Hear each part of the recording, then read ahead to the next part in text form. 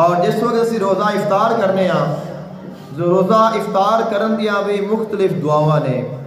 حضور آقا دو عالم صلی اللہ علیہ وآلہ وسلم آپ پڑھتے سن ذہب الظمأ وابتلت العروق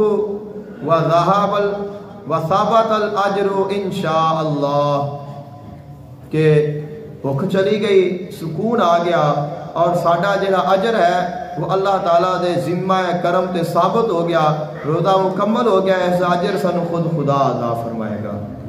اور عموماً جڑی مشہور دعا ہے اللہم انی لک صمت وبک آمنت وعلیک توکلت وعلی رزقک افطرت، اے روزہ افطار کرن تو بعد دی دعا ہے، روزہ افطار کرن دی دعا نہیں، روزہ افطار کرن تو بعد دی دعا ہے۔ جس وقت روزہ افطار کرنا ہے اس وقت بسم اللہ شریف پڑھ کے جو بھی تواڈے کول موجود ہے اس نال روزہ افطار کرو۔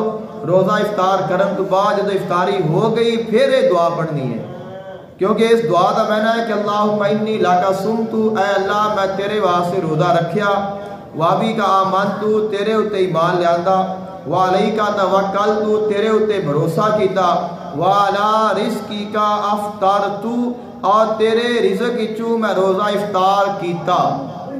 تو اگر روزہ افطار کیتا ہی نہیں تو پھر اسی یہ دعا نہیں پڑھ سکتے۔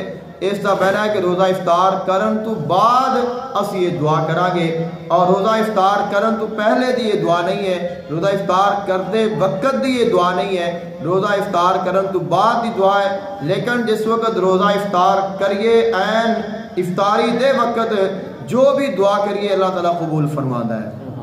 افطاری دے وقت جڑا روزہ افطار کرن تو پہلے دیاں چند گھڑیاں ہوندیاں نے وہ دعا دے قبول ہون دیاں گھڑیاں ہوندیاں نے، اور انہاں وچ اللہ تعالیٰ دعاواں نو قبول فرماندا ہے۔